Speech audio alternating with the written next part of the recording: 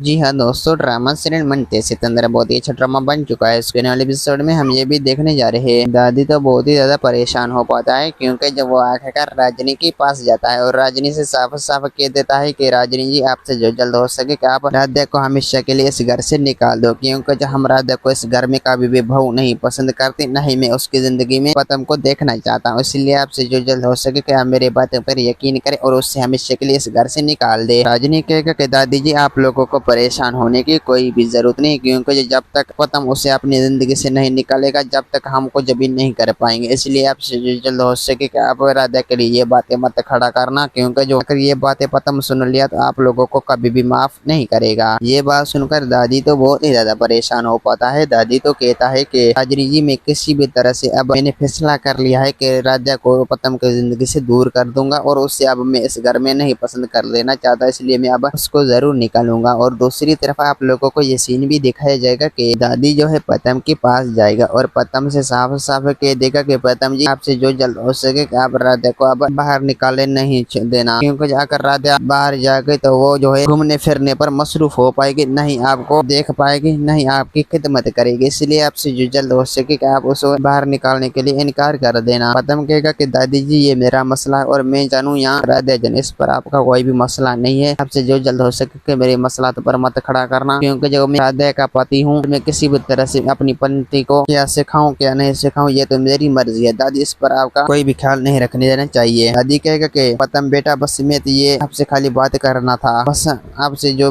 चाहता है वही करते हो, क्योंकि जो मेरे कहने पर आप कुछ भी नहीं करते। पतम कहेगा कि हाँ दादी जी, अगर मैंने आपके कहने पर कुछ नहीं करना है तो मुझे ये बातें क्यों बता रही हो और मुझे ब्लैकमेल क्यों कर रही हो, क्योंकि आप चाहते ये है कि किसी भी तरह से अब राधा को इस घर से निकालूं, लेकर राधा जो है मेरी बीबी, अब मैं इसको कभी भी इस घर से नहीं निकालूंगा। दोस्तों, उम्मीद है कि मेरा वीडियो आप लोग को अच्छी लगे होंगे। वीडियो अच्छी लगी तो वीडियो को लाइक और चैनल को सब्सक्राइब करना। खुदा हाफिज़।